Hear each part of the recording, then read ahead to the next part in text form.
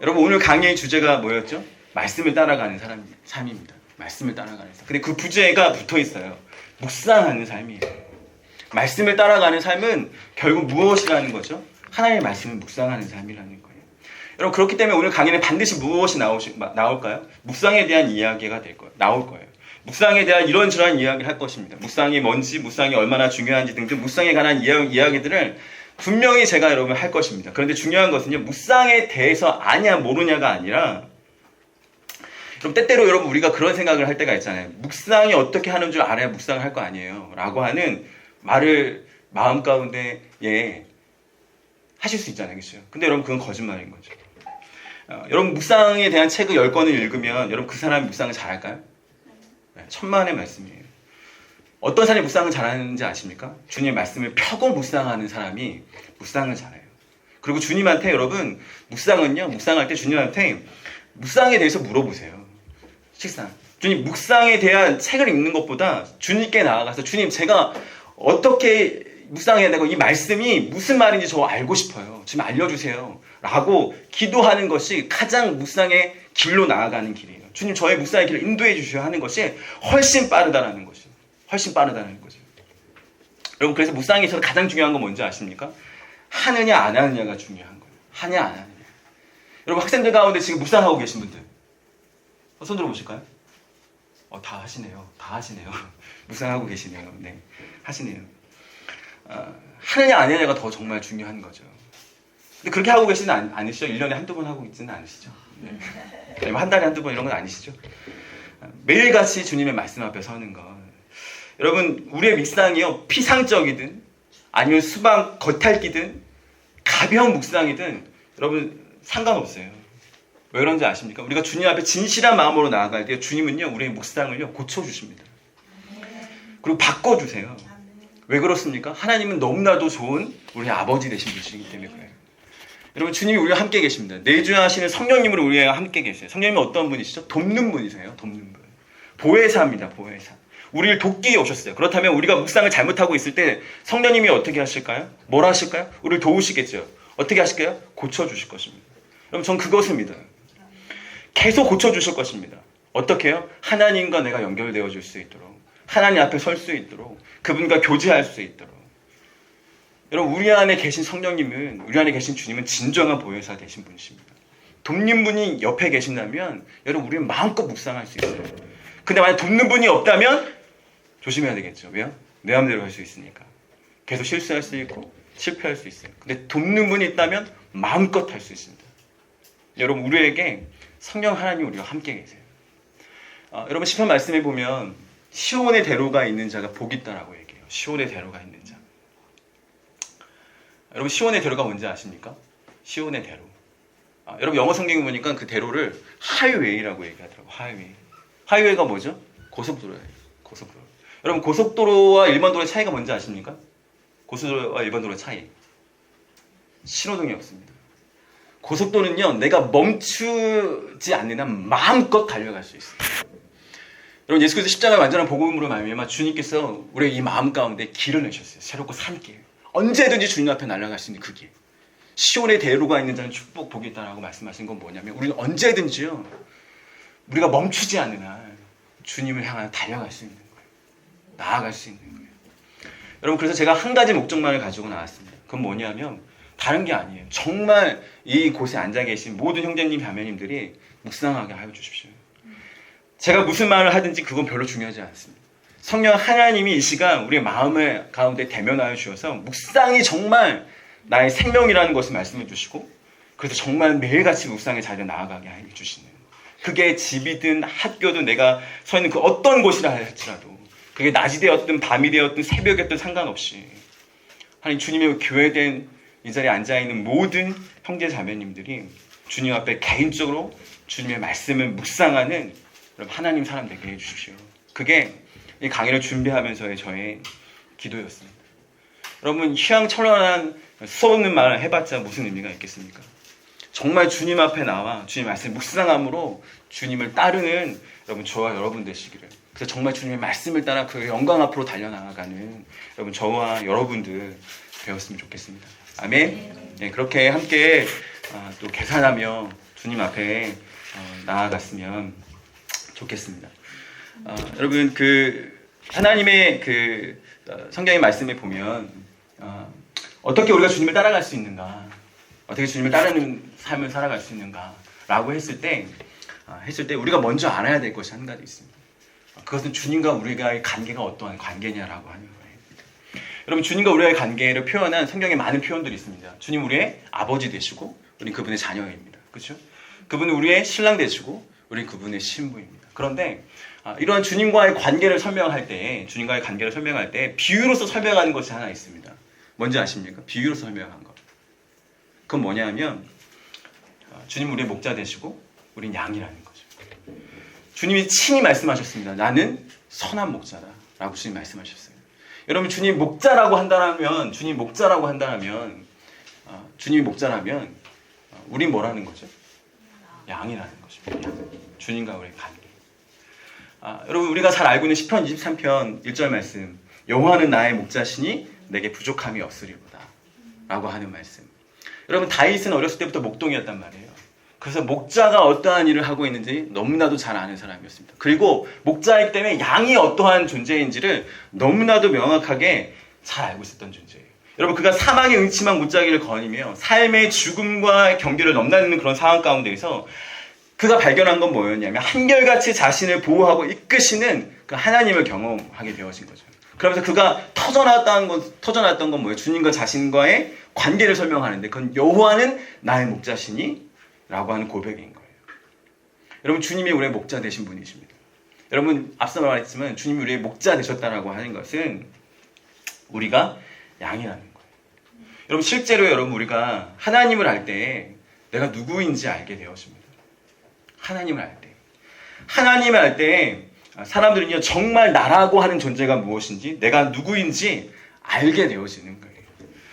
여러분, 그래서 하나님을 알려 하지 않고 자기 스스로 자신이 누구인지를 알려고 하는 세상의 모든 종교와 철학은 헛된 것입니다. 왜냐하면 진짜 자기가 누구인지를 알 수 없기 때문에 그래요.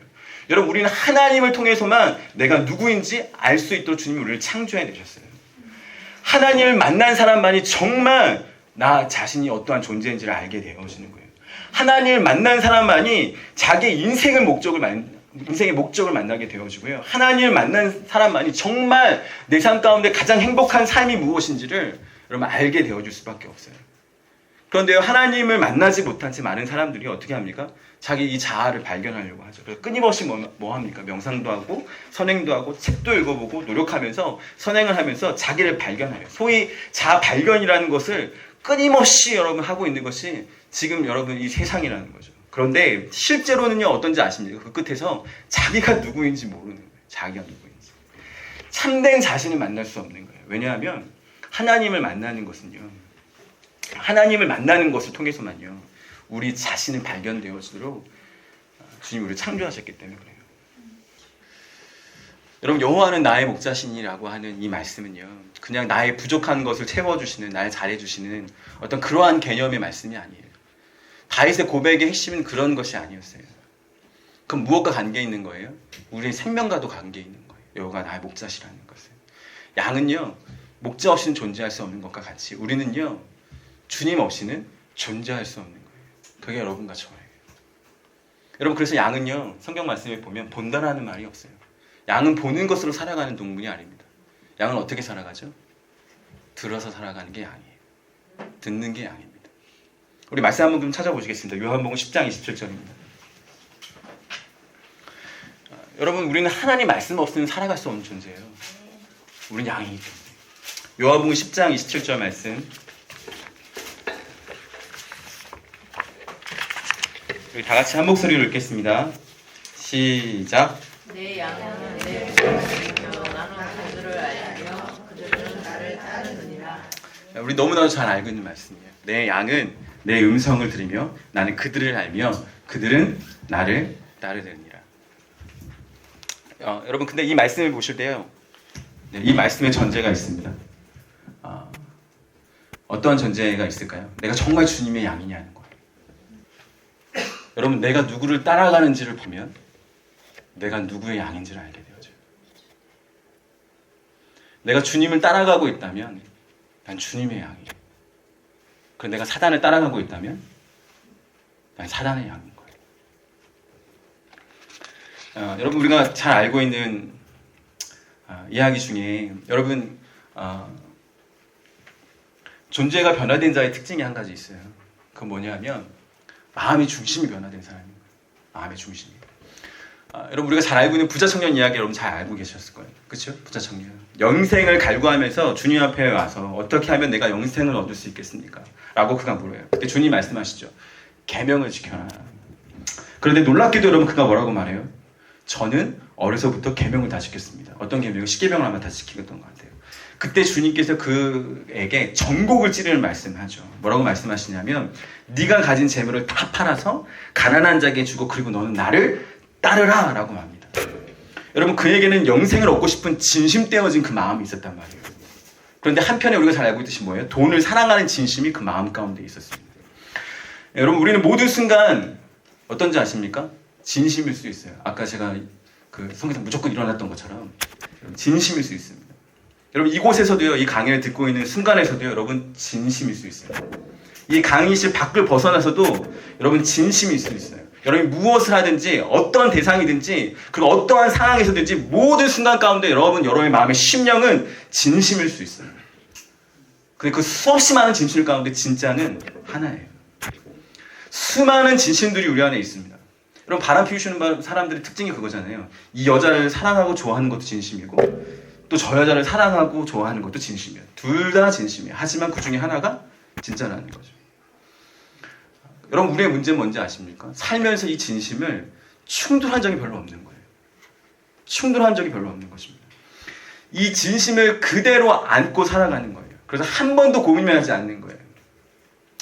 그래서 여러분 그 부장 청년에게 주님이 말씀하신 거잖아요. 너 가진 재물을 다 팔아서 가난한 자에게 나눠주고 나를 따르라. 그러는 그 순간 여러분 그 부자 청년의 그 마음 안에 어떤 일이 벌어졌습니까? 진심들이 막 요동하기 시작하는 거예요. 진심들이. 그렇죠? 진심들이 막 요동하다가 결국 그의 무엇이 드러났습니까? 전심이 드러났습니다. 여러분 마치 어떤 거냐면요. 여러분 복권 보면 복권 추첨할 때 보면 공들이 막 돌다가 하나 뽕 이렇게 나오잖아요. 그런 것처럼요.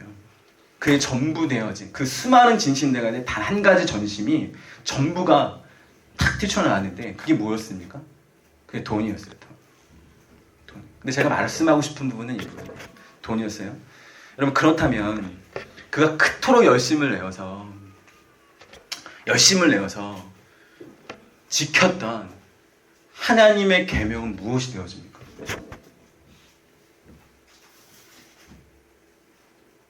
여러분 그 마음 안에 원했던 거 다 한 가지 뛰쳐났단 말이에요. 그게 영생이었어요. 근데 그가 어떤 자였다고요? 주님의 계명을 지키는 자였어요. 어렸을 때부터 단 하나도 어기지 않고 그 계명을 지켰단 말이에요. 그렇다면 그 계명은 그에게서는 그게 무엇이 되어지는 거예요? 여러분 그의 마음의 중심이 들키기 전까지요. 돈을 사랑하는 그 마음을 어떻게 한 거죠? 숨기기 위한 도구였죠. 그것이 주님의 계명이었어요. 뭐 한 거야 한마디로 말한다면? 외식하는 거죠. 외식하는 거. 여러분 우리는 정말 얼마나 외식하는 것에 발빠른 자인지 몰라요. 아니 제가 그래요. 얼마나 가면 쓰기 쉬운 자인지.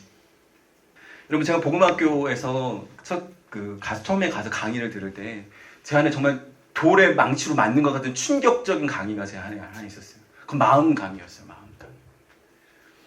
여러분 한번 말씀 좀 찾아보실까요? 우리가 잘 알지만 예레미야서 17장 9절 10절 말씀 함께 보겠습니다. 예레미야서 17장 9절 10절 말씀.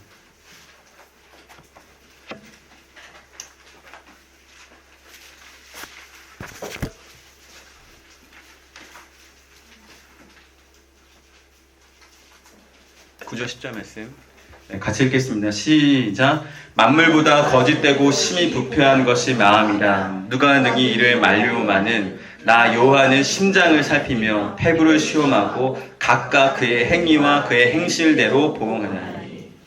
여러분 우리가 인정하기 싫어도 인정해야만 하는 말씀, 아멘 할 수밖에 없는 진리의 말씀 여기 있어요. 만물보다 심히 거짓되고 부패한 것이 여러분 뭐라고 얘기하십니까? 사람의 마음이라는 거예요. 만물보다 거짓된, 여러분 이 때문에 어떻게 되었습니까? 누구도 그 사람의 마음을 모른다는 거예요. 그리고 심지어는 나도 내 마음을 모른다는 거예요. 근데 뭐라고 얘기하고 있죠? 하나님은 정확하게 아십니다. 여러분 하나님은 아신다는 거예요. 여러분 왜냐하면요, 하나님은 우리의 마음을 창조하시는 분이시기 때문에, 여러분 하나님은 우리의 안고 서심을 아신다라고 말씀하잖아요. 내 마음속에 무엇을 지금 내가 생각하고 있는지 주님은 여러분 다 알고 계십니다. 우리의 감추고 있는 그 숨은 동기마저도 여러분 주님은 다 알고 계세요. 여러분 사람을 속일 수 있어도 여러분 하나님은 절대 속일 수 없는 거예요. 하나님은 절대 속일 수 없는 거예요. 여러분 특별히 9절 말씀에 보면 영어 성경을 읽으면 이렇게 표현되어져요. 만물보다 심히 거짓되고 부패한 것이 마음이다 라고 얘기한 다음에 누가 능히 알려마는 이 부분을요, NIV 성경을 보면 뭐라고 번역되어 있냐 하면 Beyond Cure라는 말로 번역되어 있습니다. Beyond Cure. Beyond는 뭐냐면 뭐뭐뭐 넘어라는 뜻이에요. Cure는 치료라는 거예요. 치료를 넘어섰다 이렇게 얘기하는 거잖아요. 그렇죠? 치료 불가능하다라는 것을 이야기해요. 여러분 이게 언제 선언되는지 아십니까? Beyond Cure가 암 마말기 환자에게 의사가 사형 선고를 내릴 때 하는 말이 이거예요. Beyond Cure. 사형 선고를 할 때 이제 끝났습니다. 이제 맛있는 거 드시고 집에 가셔서 남은 여생 이제 그냥 하다 주시죠. 무슨 말이에요? 이제는 당신 죽을 겁니다라고 하네요. Beyond Cure가 그런 뜻이에요. 치료 불가하다. 여러분 우리의 마음이 그러하다는 거죠. 우리의 마음이 그러하다는 거죠. 여러분 기억하셨으면 좋겠어요. 이 시간 심히 거짓되고 부패한 것이 사람의 마음인데, 그 마음으로요 여러분 종교 생활하는 것은 하나님 앞에 절대로 여러분 받아줄 수 없다는 사실. 절대. 하나님 털큰 만큼도요 여러분 그 사람으로부터 그 어떤 것도 여러분 받을 수 없다는 것을 여러분 우리 아셔야 돼요. 여러분 그래서 하나님께서요 우리를 자녀 삼으실 때 가장 먼저 하시는 일이 뭔지 아세요? 우리의 마음의 중심을 바꾸시는 거예요. 여러분 하나님이 하시는 거 바로 이것부터 하시는 거예요. 우리의 마음의 중심을 바꾸지 않으면 아무것도 바뀐 것이 아니기 때문에, 여러분 그래서 우리를 자녀 삼으실 때 반드시 우리의 마음의 중심을 바꾸시는 겁니다. 여러분 그러면 만물보다 거짓되고 부패한 그 마음으로 사는 사람이 여러분 그럼 어떻게 사는지 아십니까? 어떻게 사는지 아세요? 늘 똑같은 방향으로 가고 있는 걸 여러분 우리가 보게 되어져요. 그건 뭐냐면 에베소서 2장입니다. 찾아보시겠습니다. 에베소서 2장 3절 말씀.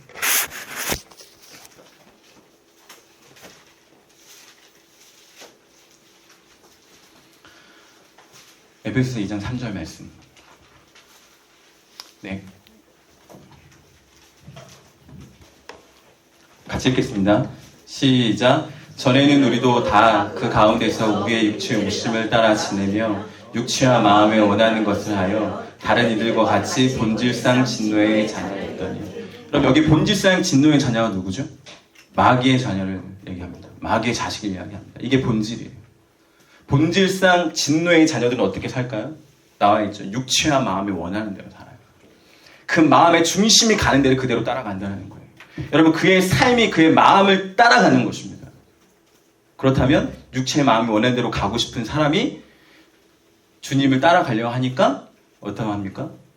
되어지지 않는 게 하나도 없는 거죠. 불가능한 것입니다. 불가능합니다. 여러분 거듭나셨습니까? 여러분 구원 받으셨습니까? 여러분 주님을 따르기 원하십니까? 여러분 그렇다면 여러분 마음의 중심이 변해야 되는 거예요. 여러분 마음의 중심이 변한 사람은요 주님을 따릅니다. 물론 잠깐은 고민할 수도 있겠지만 결국 주님을 따라갑니다. 그런데 끝까지 고민하는데 주님을 따르지 않는다? 그렇다면 그 마음의 중심은 안 바뀐 겁니다. 거듭나지 않는 거예요. 회개하지 않는 것입니다. 여러분 주님의 양은 주님을 따릅니다. 여러분 거짓되고 심히 부패한 마음으로는요 자다가 깨도요 절대로 주님을 따를 수 없다라는 거죠. 그래서 주님이 어떻게 하십니까? 우리를 바꾸실 때 여러분 그 마음의 중심부터 바꾸시는 거예요. 여러분 하나님 받는 사람은 어떤 사람입니까? 의로운 사람입니다. 하나님 받는 사람은 어떤 사람입니까? 여러분 거룩한 사람이에요. 그런데 거짓되고 부패한 마음으로 하나님 앞에 여러분 어렵게 살 수 있을까요? 없을까요? 결코 불가능해요. 하나님의 은혜의 삶을 받으실 수가 없습니다. 결코 하나님을 기쁘시게 할 수 없어요. 여러분, 그렇다면 우리에게 남아있는 건 뭐만 남아있죠? 절망밖에 없는 거예요. 여러분, 그렇다면 우리의 모든 희망은 여러분 접으셔야 되는 거예요. 여러분, 접으셔야 되는 거예요. 여러분, 하나님 우리 중심을 보시는 분이세요. 여러분, 거듭나셨습니까? 여러분, 그래서 하나님께서 우리를 어떻게 하십니까? 우리의 이름표 달고 우리의 자격으로 2000년 전 예수 그리스도께서 십자가에 죽으셨어요. 그래서 그 안에서 우리가 함께 죽고 함께 사셨습니다. 여러분, 이것은요 어떤 철학이 아니라 여러분 실제죠. 2000년 전 갈보리 언덕에서 이미 이루신 여러분 역사적인 사건입니다. 사건. 여러분, 언제 예수 그리스도와 함께 죽으셨습니까? 여러분, 주님의 양은 어떠한 자죠? 주님과 함께 죽고 이제 그분이 생명으로 살아가는 자, 그 마음의 중심이 변화된 자. 그래서 어떻게 합니까? 내 인생의 주인으로 예수 그리스도를 모셔서 그분을 실제로 따라가는 것입니다. 그리고 완전한 계시를 주신 그 성경 66권의 말씀을, 이 말씀을 묵상하고 이 말씀을 날마다 묵상하면서 하나님의 뜻을 깨닫고 이 말씀에 순종하여 자기 자신을 쳐서 복종시키면서 주님을 따라가는 것. 여러분, 이것이 뭡니까? 예수 그리스도와 함께 죽은 자는 거죠.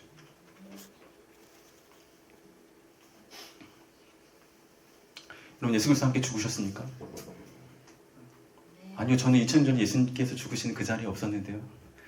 저도 없었습니다. 그 말을 의미하는 게 아니라 믿음으로 참여하는 거죠. 믿음으로 참여하는 거죠. 여러분, 이게 주님의 양입니다. 주님의 양. 여러분, 주님은 주님의 양에게 말씀하십니다. 너의 마음을 살펴라. 너의 마음을 살펴라. 그리고 그 마음을 말씀의 빛으로 우리의 마음을 비추는 겁니다. 그래서 주님이 이런 거예요. 주님의 성령님이 우리 안에 내주하고 계시는데, 주님 우리 안에 내주하고 계시는데, 살아 계시는데, 정말 내 마음의 밭이 정말 주님이 계셔도 될까? 정말 주님 여기 있으셔도 될까? 그런 마음으로 여러분, 주님이 우리의 마음을 살피라고 말씀하시고 있는 것입니다. 여러분, 그 미국의 그 남북 전쟁 당시 때 어떤 북부의 사람이 노예 경매 시장에서 어떤 어린 노예 소녀를 샀다고 합니다. 샀대요. 그리고 경매가 끝나서 그 소년에게 이렇게 말했습니다. 자, 이제 너는 자유단다. 이렇게 얘기했대요. 그러니까 갑자기 그 소녀가 어리둥절한 거예요. 어리둥절 표정을 막 지으면서 그러면 뭐든 제가 원하는 대로 해도 된다는 뜻인가요? 그러자 그 남자가 그렇다라고 답했습니다. 그러니까 그 소녀가 다시 묻는 거예요. 그럼 제가 하고 싶은 말을 해도 된다라는 거예요? 그래. 제가 그럼 되고 싶은 곳이 되어도 된다고요? 물론이지. 그럼 제가 어디든지 제가 가고 싶은 곳으로 가도 되나요? 그리고 그 사람이 인자하게 웃으시면서 이렇게 대답해야 돼요. 그래. 이제 어디든지 내가 가고 싶은 곳으로 가면. 여러분, 그랬더니요. 그 자유를 얻었던 소녀가 그걸 뚫어지게 철거보면서 이렇게 말했다고 합니다. 그러면 전 아저씨 따라가겠어요. 그러면 전 아저씨 따라가겠어요. 여러분, 자기 목숨을 아끼지 아니하시고 내주신 분이 여러분 우리 주님이라면, 여러분 방금 드렸던 예화 속의 그 소녀처럼요, 여러분 우리도 이렇게 말할 수 있어야 되지 않겠어요? 그러면 전 예수님 따라가겠어요. 그러면 전 예수님 따라가겠어요. 여러분, 주님이 우리의 선한 목자 되시고 주십니다. 여러분, 그래서 예수님을 따르는 것만큼 안전하고 행복하고 즐거운 게 여러분 없어요. 그래서 우리가 찬양 가운데 있잖아요. 주와 같이 길 가는 거 즐거운 일 아닌가. 우리 주님 걸어가신 발자취를 밟겠네. 한 걸음 한 걸음 주 예수와 함께 날마다 우리는 걷겠네. 여러분, 세상 어떤 것도 여러분 그 누구도 예수 그리스도 그분과 비교할 수 없는, 여러분 주님의 양은 주님을 따르는 거예요. 여러분, 그러면 어떻게 따라가는가? 주님 분명히 말씀하신 내 양은 내 음성을 듣는다라고 얘기해요. 듣는 거예요. 내 음성을 들으면 나를 따른다는 말은 다른 말이 아니라 주님의 말씀 가운데에서 주님의 음성을 듣고 따라가는 걸 얘기해요. 여러분 음성을 듣는다고 해서 여러분 우리가 착각하면 안 되는 것 중에 한 가지가 뭐냐면 우리 육성으로 들리는 뭐 성민아 뭐 이렇게 말하는 그런 것이 아니에요. 그런 건 불가능하고요. 물론 그렇게 하실 수도 있지만 그렇게 말씀하지 아니하시고 어떻게 합니까? 주님께서 하시는 것은 뭐예요? 이 말씀을 통해서 우리에게 말씀하여 주시는 거예요. 이걸 통해서 하나님께서 우리에게 말씀하시는 거예요. 이 하나님의 말씀을 주 안으로 묵상하는 자가 주님의 음성을 듣는 것입니다. 어떠한 어려운 일을 당해도요, 여러분 주님의 말씀 속에서 그의 음성을 듣는 자는요 당황하지 않습니다. 주 안으로 말씀을 묵상하는 자에게는요 주님 말씀하시기 때문에 내 양은 내 음성을 들으면 날 따른다라고 말씀하셨기 때문에 여러분 그래서 주님을 따라가려면요 주님의 음성을 들어야 하면요 어떻게 해야 돼요? 이 말씀을 여러분 들어야 되는 것이죠. 말씀을 듣고 따라가는 것입니다. 여러분 누구의 말씀을 듣고 여러분 나아가고 계십니까? 여러분 말씀을 듣는 것은요 우리 사안이 덜리는 문제예요. 여러분 말씀은 읽는 것이 아닙니다. 듣는 것이에요. 여러분 말씀을 듣는다라는 그 말의 의미는 뭐냐면 여러분 말씀 앞에 내가 선다라는 것과 동일한 건데 내가 주님 앞에 있다라는 거예요. 여러분 말씀을 듣는다? 읽는 것과 듣는 건 너무나도 큰 차이인 거예요. 듣는다라는 건 뭐예요? 누군가 나에게 말해주는 또한 대상이 있다라는 거죠. 그렇죠? 그리고 그가 나에게 지금 나에게 뭐라고 말씀하고 있다라는 거예요. 여러분 우리가 말씀을 볼 때 읽을 때 들으셔야 되는 거예요. 내가 지금 주님 앞에 있다는 사실을 알고 그 말씀을 들으셔야 되는 거예요. 그 말씀을 듣는 거예요. 그 말씀을. 여러분 말씀을 듣는 시간, 여러분 그게 묵상의 시간인 거죠. 여러분 말씀을 주님 앞에 듣는다는 건 뭐예요? 그분과 교제하는 시간인 것을 이야기하는 거예요.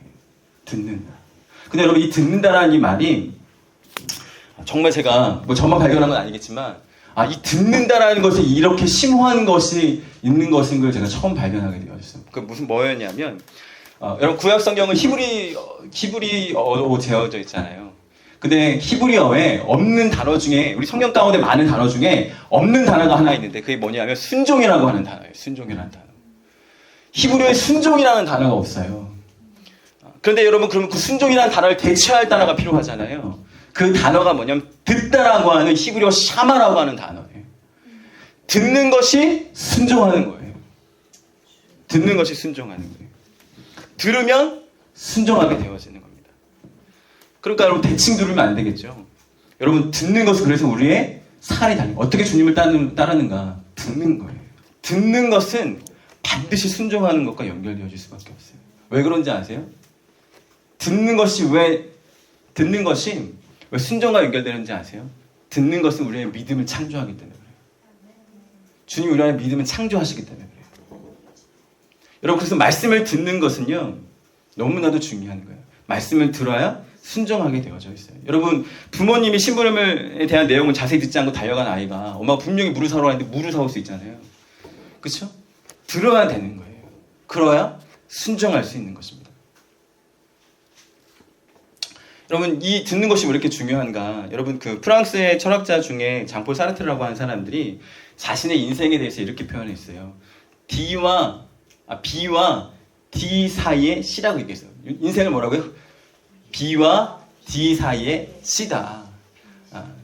여러분 뭐냐면 B는 뭘 얘기하냐면 birth를 얘기합니다. 그 다음에 D는 death를 얘기해요. 죽음을 가리켜요. 출생과 죽음을 가리키는 거예요. 출생과 죽음 사이에 C가 있다는 거, 그 C는 뭘까요? 영어로? 초이스를 얘기하는 거예요. 선택을 가리키는 거예요. 그래서 아주 그가 했던 유명한 분은 뭐냐면 인생은 태어날 때부터 죽을 때까지 선택의 연속이다라는 말이죠. 여러분 실상 그렇어요. 그렇죠? 여러분 우리는 아침에 누울 때부터 잠이 들기까지 어떻게 합니까? 매 순간 우리는 선택하는 삶을 살아갑니다. 이 선택은 죽는 날까지 계속될 거예요. 그런데 여러분 그 어제의 선택이 오늘을 결정할 수 있고요. 오늘의 선택이 어떻게 합니까? 내일을 결정할 수 있는 거예요. 매 순간 선택의 기로 앞에서 올바르게 선택하는 것은 그래서 여러분 우리 인생 가운데 정말로 너무나도 중요한 거죠. 강조해도 지나침이 없는 거예요. 내가 어떠한 선택을 하느냐에 따라 내가 그 열매를 먹게 되어진단 말이에요. 여러분 그런데 우리가 알아야 될 건 뭐냐면 여러분 이 선택과 결과를 결정하는 게 뭐죠? 여러분 우리가 생각하는 가치와 그 기준이 무엇이냐에 따라서 우리 선택이 달라지는 거예요. 근데 여러분 우리의 이 가치와 기준은 무엇으로 형성되어집니까? 우리의 생각이죠. 여러분 이제 나중에 이번 주에 아마 최강 선생님을 통해서 세계관 수업시간에 듣겠지만 그 생각이 뭐예요 결국? 세계관이에요. 근데 이 세계관을 결정하는 게 뭔지 아십니까? 믿음이에요. 믿음. 세계관은 믿음으로 결정되어져요. 여러분 우리 그냥 살아가지 않아요. 내가 믿는 바대로 살아가요. 내가 무엇을 믿느냐에 따라서 그것이 결정되어지는 거예요.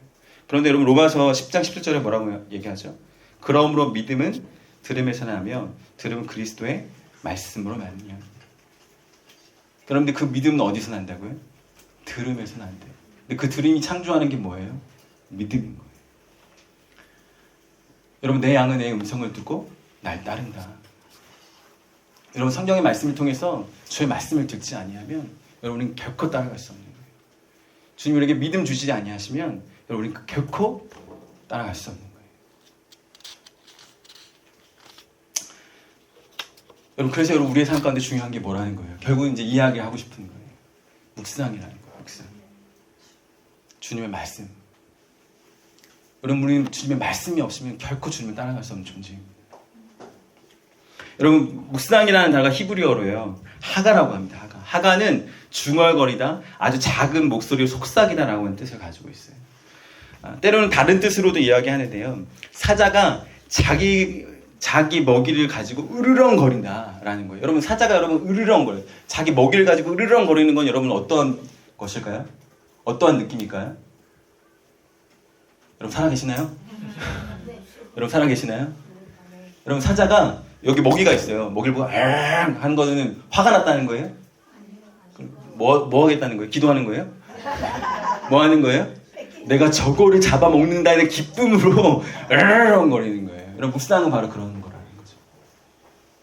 기쁨을 이기지 못하여서 내가 너무나 내 안에서 막 그냥 콧노래처럼 나오는 게 으르렁거리는 거예요. 여러분 묵상은 뭐예요? 주님과 우리의 교제예요. 근데 그냥 교제가 아니에요. 주님과 정말 사랑과 기쁨의 교제를 할 수 있는 것이 여러분 묵상이라는 것입니다. 묵상. 다른 것이 아니에요.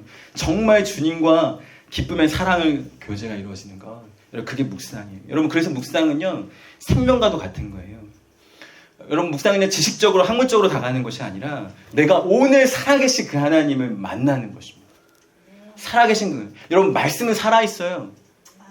그 살아계신 그 하나님을 만나는 것이 바로 묵상인 거예요. 여러분 죽은 교회가 교제가 아니라 살아있는 교제를 하는 거예요. 여러분 이 세상에 있는 그 모든 것은 어떻죠? 다 사라질 거예요.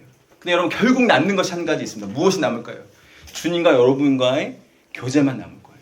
모든 것은 사라집니다. 우리 눈으로 보는 모든 것 사라집니다. 여기에는 모든 것 다 사라집니다. 그런데 단 한 가지가 남는다면 주님과 내가 만났던 그 교제는요 결코 잊지 않는 거예요. 결코 사라지지 않는 거예요. 여러분 내가 오늘 아침에 묵상을 했다. 그리고 그 가운데 주님을 만났다. 그런데 내일 내가 죽었다. 그럼 내일 누굴 만나는 거예요? 그날 잘못 표현했네. 자 여기 보실까요? 내가 오늘 아침에 묵상을 했어요.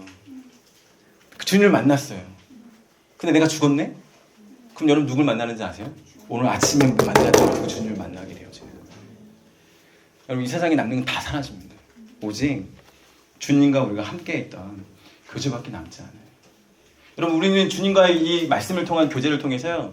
여러분 주님과 이 사랑과 기쁨의 교제를 하면 우리가 알게 되어지는 게 있어요. 그건 뭐냐면 주님과 사랑과 기쁨의 교제를 통해서 우리는 주님을 알아가게 되어져요.